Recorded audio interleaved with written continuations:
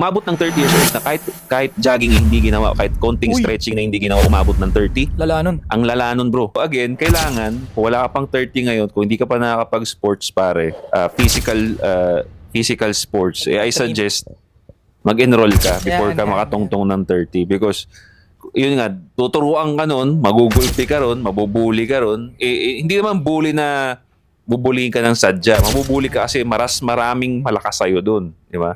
So again, tuturuan ka nun ng reality, tuturuan ka nun maging humble, tuturuan ka maging disiplinado. At the same time, yung pinakamagandang benefit dun is yung fitness mo. Importante na habang bata kayo, sobrang active din yung physically because ang singil niyan pare is pagtanda nyo na.